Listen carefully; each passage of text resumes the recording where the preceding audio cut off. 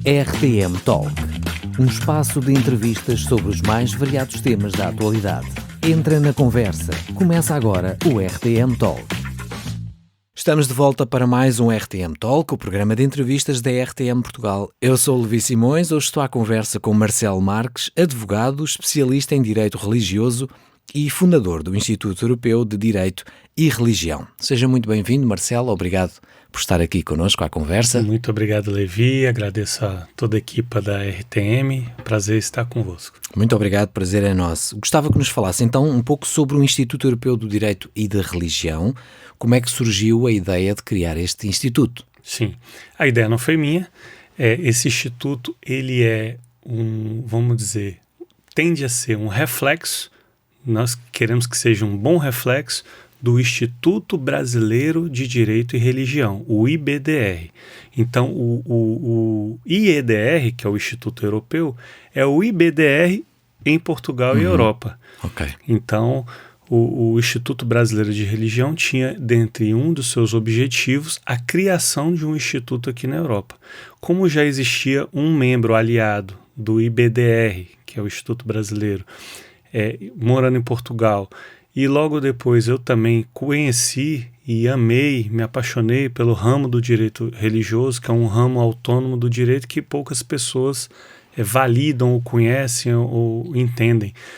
Então comecei a estudar na altura em que eu estava definindo a minha dissertação de mestrado. Eu já tinha uma ideia, ia falar sobre criptomoedas, aí no fim das contas eu vendi minhas criptomoedas para fazer a pós-graduação em direito religioso promovida pelo IBDR. Então, com essa imersão, já nos tornamos 2 membros aliados do IBDR aqui em Portugal. Então, a coisa foi se desenvolvendo, tivemos o primeiro curso também feito em parceria do IBDR com a Autônoma de Madrid, um curso de Direito e Religião, um curso intensivo de 1 semana com os maiores nomes lá da Espanha. E pronto, e isso já estava no radar. De repente foi feito, né? Olha, que tal, vamos? Então o presidente lá do IBDR, Jean, Tiago, juntamente com Fagner, Dr. Fagner, que é advogado aqui em Portugal, juntamente comigo, eles conversando entre eles, falavam, poxa, vamos criar um instituto então aqui em Portugal, porque tem muitas coisas para serem desenvolvidas em matéria de preservação das liberdades religiosas, independente das confissões, né? E assim, no dia 4 de abril último, na 3ª Conferência Luso-Brasileira de Liberdade Religiosa, que aconteceu pela 3ª vez na Universidade Lusófona de Lisboa, fundamos o IEDR. Estou como facilitador, né, presidente do Instituto. O Dr. Fagner também está conosco e temos vários outros fundadores. E agora nós vamos começar é muito importante estar aqui nesse momento, que nós vamos começar a divulgar, da mesma forma que eu ouvi o que é a defesa das liberdades, que outras pessoas possam também se juntar conosco nesses estudos, né, nessas observações, nessas ações que visam promover essas liberdades. Ok. Então, nós temos, né, dentre nós, pastores de inúmeras denominações, não aqui em Portugal, Aqui ainda está a começar. Está a começar. Então, mas naturalmente pessoas estudiosas de vários campos do saber, né, da economia, da teologia, da história.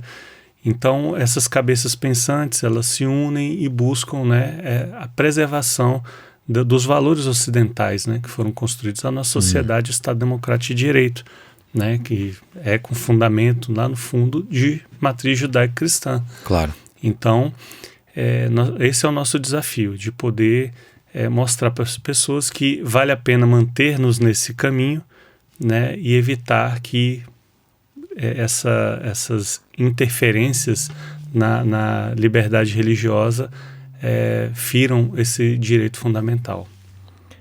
Essa será a missão principal do Instituto, ou seja, observar e defender as liberdades, não é? Tem a parte de estudo, que as pessoas que se envolvem conosco inevitavelmente vão mergulhar nos estudos de uma forma natural, porque não tem como.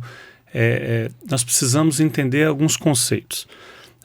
Quando as pessoas falam, porque o Estado é laico, às vezes as pessoas não sabem nem o que é Estado laico. Já falam, o Estado é laico, então, né, não pode falar sobre religião. Não, o Estado é laico, mas em Portugal é cooperativo com as religiões. No Brasil nós dizemos colaborativo. Então nós temos sistemas de laicidade, né, no caso brasileiro e português, um pouco diferentes, mas todos vindo da mesma escola, né, ibero-americana, Itália, Espanha e tudo. E assim nós conseguimos conversar com tranquilidade. Então, quando se fala que o Estado não interfere, há uma separação de esferas, né, que é o poder político, né, e do Estado, da esfera religiosa. O Estado não interfere nas religiões, nas doutrinas. Isso seria um Estado laico? É o Estado laico. O Estado aceita as religiões, as confissões religiosas, não interfere nas suas doutrinas, a não ser que, né, elas firam direitos fundamentais, como a vida, a propriedade, o patrimônio, cometam abusos, né? Claro. Mas mesmo assim, veja bem, nós temos o caso da Igreja Católica, que houve aquele escândalo, né? Que acontece em outras religiões também, certo, mas veio à tona da Igreja Católica. Não foi nós temos aqui um Instituto do Sigilo Confessional. Ele é inviolável. A Igreja não pode abrir mão do sigilo sacramental confessional. Mas não foi o Estado que, nessa circunstância recente, obrigou a Igreja a revelar dados. Não, foi a Igreja Católica, no motu próprio, que foi lá e decidiu revelar alguns dados específicos para fins de colaborar com as investigações daquele tipo de ocorrido, de crime. Então você vê que nem mesmo num caso desse o Estado interferiu. Não, foi a Igreja que tomou essa decisão. Ok. E que tipo de atividades o Instituto desenvolve, não é? Em termos práticos, para as pessoas conhecerem? Olha, lá no Brasil, que é o que nós desejamos espelhar aqui, nós temos muitas frentes, né? Tem a revista, né, Dignitas, que é uma revista internacional de estudos que desenvolve essas reflexões sobre as relações sociais em torno da liberdade religiosa, da liberdade de expressão, da objeção de consciência, tudo que envolve esses direitos fundamentais que nós consideramos como parte até da lei natural, né? Então nós temos essa revista, nós temos grupos de estudos, né, constitucionais legislativos que se aprofundam em questões que estão em debate na sociedade para poder promover e provocar os deputados às suas tomadas de decisões, inclusive com a alteração do Código Civil Brasileiro, que está agora em curso. O resultado desse grupo de estudos foi a publicação de um livro que foi entregue para os parlamentares para que eles possam pensar direitinho se vale a pena mudar esse aspecto do outro, que pode, inclusive, afetar direitos sucessórios e direitos de família, coisas muito caras para os nossos valores. Outro campo de trabalho do Instituto é o litigation, que é formado por um pool de advogados que se dedicam a defender as liberdades religiosas. Então, por incrível que pareça, o sistema laico brasileiro é um dos mais completos que existem, que protege toda a liberdade, até mais, na teoria, até mais do que Portugal. É ampla liberdade de expressão e manifestação das religiões, mas nós tivemos, por falta de entendimento do conceito, por exemplo, de proselitismo, né, clérigos, tanto padres quanto pastores, a maioria são sempre cristãos, que inclusive foram condenados ou a quantias de indemnização ou presos, né? Então o Instituto emite parecer, notas de repúdio, para sempre manter esse assunto no radar dos cidadãos, para que eles fiquem atentos. Parece que é algo que não está muito aqui, nós não percebemos, não vemos muito, mas quando acontece, a lesão é muito grave. É muito difícil você, tendo a liberdade de expressar a sua fé, de repente se ver impedido. Tivemos o caso lá da pandemia também.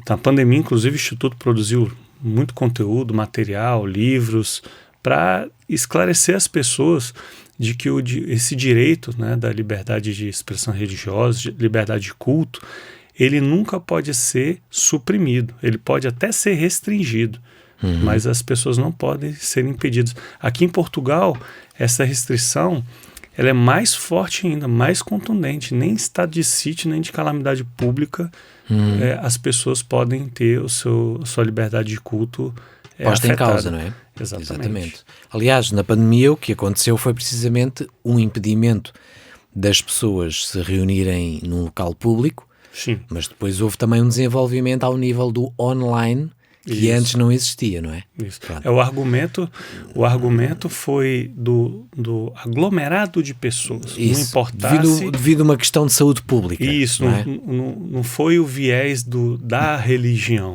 Exato. Né? Foi a aglomeração de pessoas. Nós tivemos aqui, nesse caso português, alguns equívocos, sim, porque de esferas de competência de quem deveria atuar, a Assembleia da República mesmo parece que também entrou em quarentena. Sim. Mas não é bem por aí, porque nessas matérias são os parlamentares que tomam decisões e não o Poder Executivo, que nós chamamos, um ministro da Saúde, por exemplo. E lá no Brasil nós tivemos casos de pessoas fazendo culto online, lá 5 pessoas na igreja organizando, e foram presos. Uau!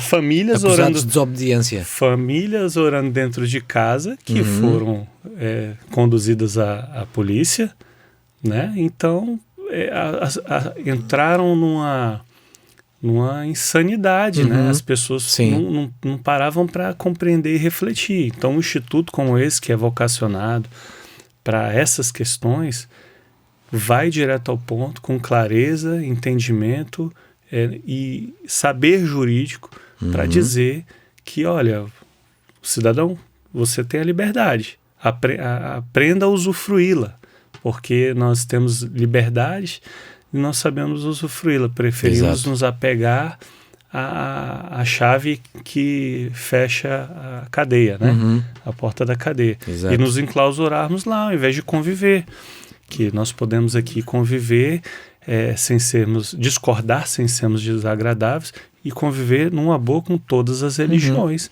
mesmo que discordemos profundamente das suas convicções, de ter o dever e o direito de falar que não, eu acho que o seu caminho está errado, o meu caminho é que está certo, porque senão não haveria a conversão, né? A mudança de uma crença ou de outra.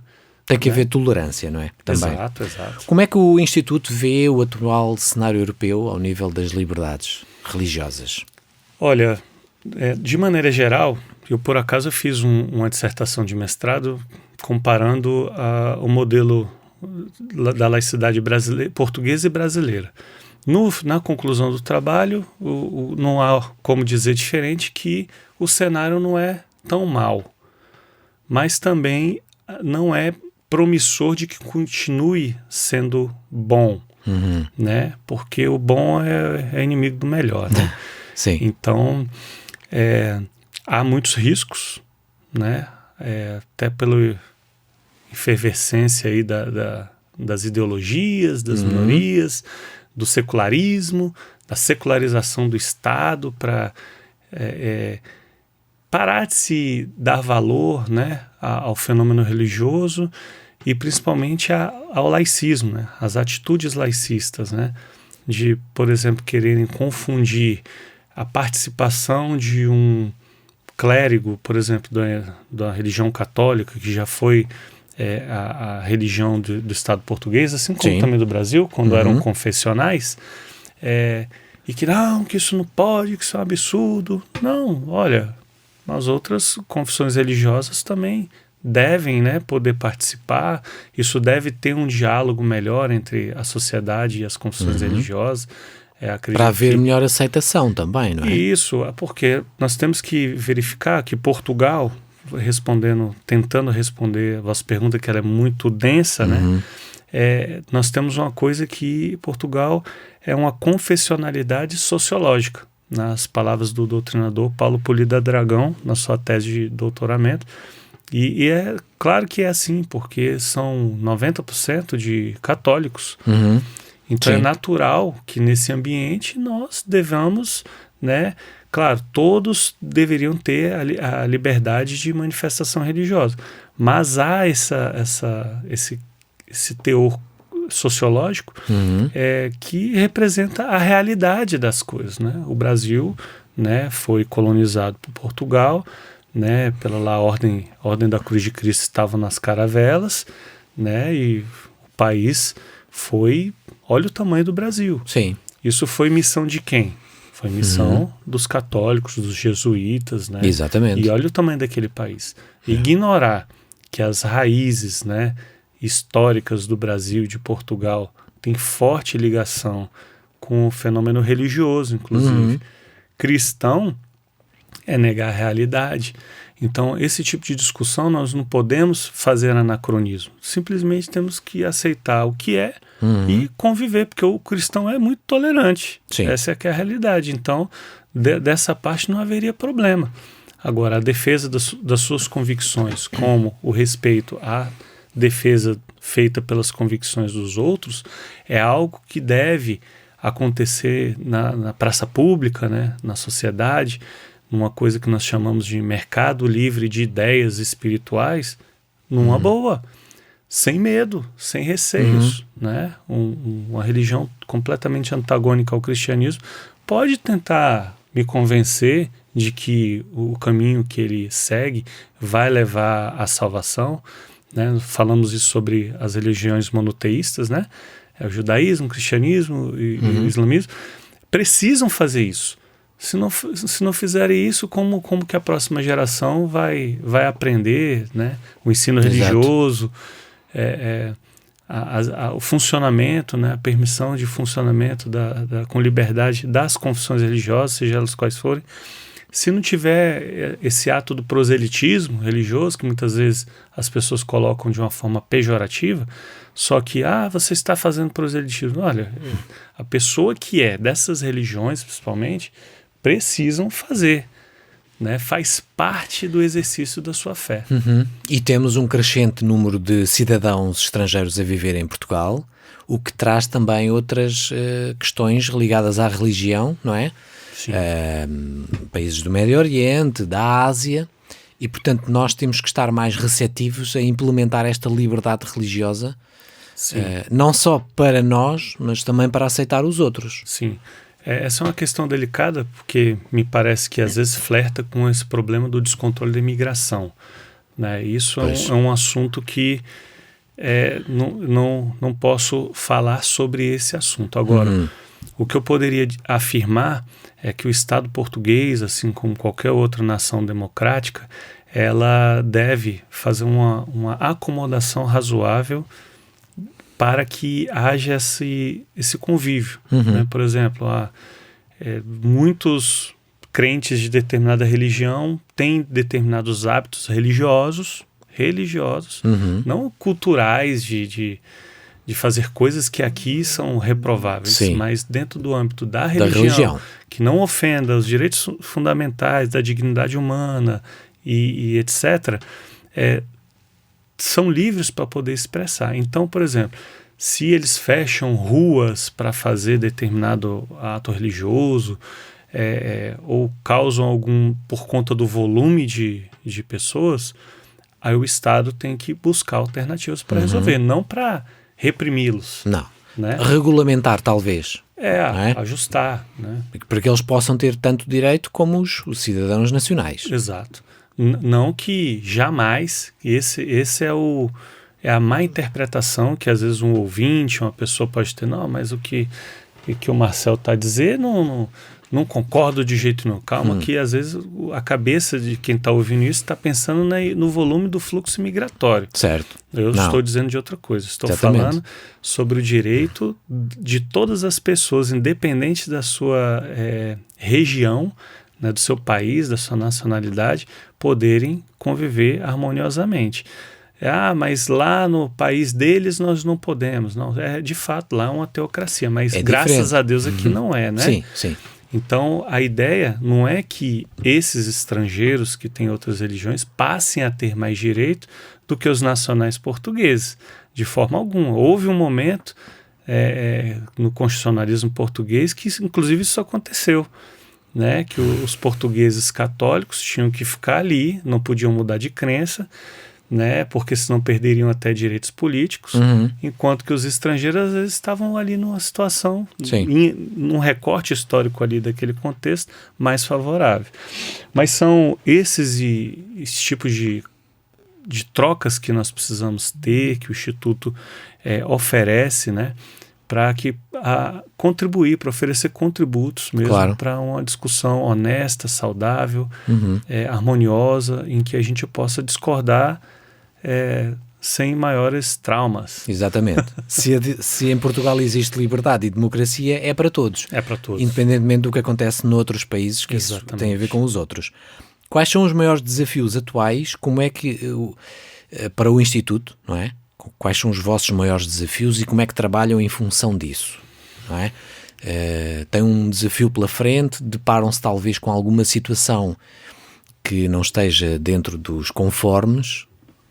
Como é que vocês vão lidar com isso? Até agora, até o momento, do ponto de vista da sua fundação, tudo está correndo bem, certidão de admissibilidade, tudo correto. Estamos só esperando o nosso irmão chegar de viagem, que a mãe dele faleceu, para podermos ir no cartório e começar a desenvolver o trabalho. Burocraticamente não temos tido nenhum tipo de problema, mas com certeza vamos precisar de muito apoio, né? Tanto dos aliados quanto de membros beneméritos, né? Para poder desenvolver o trabalho, né? Às vezes isso vai requerer a participação em algum fórum ou evento. Agora mesmo chegou uma demanda de uma pessoa que se importa com a direito religioso. Olha, vai ter um evento assim na África do Sul. Falei, bem, está um pouco fora aqui do nosso escopo, né? Não temos condições de ir, acabamos de nascer, mas são trocas valiosas, são trocas importantes. Hoje mesmo eu vou participar de um evento com fuso horário diferente, online, 23 horas aqui de Portugal, que haverá um debate sobre liberdade religiosa no contexto das redes sociais. Outro tema interessante. Porque muito atual. Outro conceito que é distorcido na sociedade é o do discurso de ódio. Exato. E nós temos uma definição jurídica para o que é o discurso de ódio. E as pessoas estão dizendo que o discurso de ódio é quando uma pessoa é contra aquele modo de viver. Se eu acho ruim, se eu critico, já fala que é discurso de ódio. Não, eu acho que é errado, eu acho que é pecado. Aí não, você está tendo discurso de ódio. Não é discurso de ódio, é só a minha opinião, que é diferente da forma com que você vive. Você tem todo o direito de viver dessa forma, mas eu não sou obrigado a aceitar e concordar. Porque senão aí vira a ditadura da minoria, né? Exatamente. Então a gente pode conviver numa boa, inclusive eles que têm minoria, que talvez na cosmovisão que eu não concorde, tem a sua que também é inversamente proporcional. Acho que vocês estão completamente equivocados e está tudo bem. Cada um. É esse diálogo que a gente precisa. O maior desafio é amadurecer o diálogo. Equilibrar, não é, os extremos. Termos maturidade para discutir. E não simplesmente condenar que a opinião do outro já é uma coisa de uma religião, ou uma coisa condenável. Não, é só uma opinião diferente. São quantos bilhões de seres humanos no planeta? Todos vão pensar igual aqui? Impossível. Não. Impossível. Por isso que o parlamento mesmo, né, ele é tão diverso de pessoas, opiniões. E de número de Você vê deputados. os debates lá, as representações, né? E são opiniões assim completamente díspares, mas é ali mesmo que tem que acontecer essas opiniões. Daí conferências como a que aconteceu ainda este mês são muito importantes. A própria imprensa, a mídia, muito importante para ajudar, entre aspas, esta questão da liberdade religiosa. Aliás, os casos que falámos no início da Igreja Católica, eles até passaram primeiro pela própria imprensa. A imprensa divulgou denúncias anónimas, não é? De vítimas desse tipo de problemas, e depois aí então gerou uma reação da própria Igreja Católica. Portanto, isto tem que ser um trabalho de toda a sociedade, não é apenas de um instituto, que tem muita importância, mas tem que ser um trabalho de todos nós, enquanto cidadãos, crentes, não crentes. Exatamente. Não é? Inclusive os não crentes. Os não crentes para também preservar têm todos os direitos. esta liberdade. Exatamente. Exatamente. Como é que eu respeito eu não crente, eu sendo um não crente, como é que eu posso respeitar uma pessoa que é crente e que quer exercer a sua liberdade? Aceitando que eu não quero e que o outro quer, não é? Tem que haver esta tolerância e este respeito entre nós, não é? Vamos imaginar que eu não quero ter uma prática de liberdade religiosa, o Marcelo quer. Como é que nós nos podemos relacionar em sociedade com esta diferença que nós temos? A aceitação, não é? É aceitação, né? Vou fazer uma brincadeira, né? Aceita ou sofre, né? E vice-versa. Por exemplo, acho que se a pessoa já te disse que é um ateu, né? E não está aberta a um diálogo, né? Isso pode, inclusive, representar uma ignorância da parte do outro. Porque não é que eu já fui ateu, eu fui um falso crente, né? Acreditava, mas não tinha fundamento, era uma coisa... E acho que muita gente passa por isso, acredita por acreditar, mas não parou para realmente verificar e trazer a convicção junto consigo de que realmente essa é uma coisa que faz sentido para si.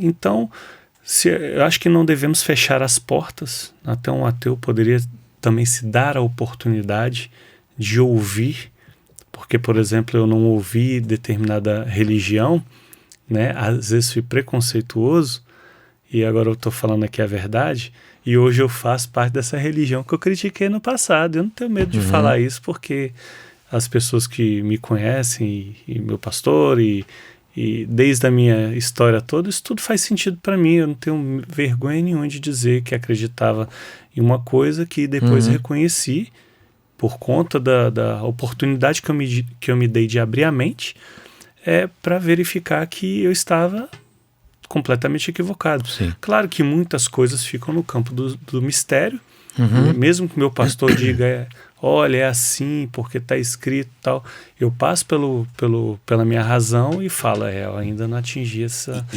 noção, prefiro deixar no campo do mistério. Mas negar assim, eu não nego. Agora, se a pessoa só acredita no método científico, é algo que faz sentido para ela, tudo bem, eu acho uma coisa finita.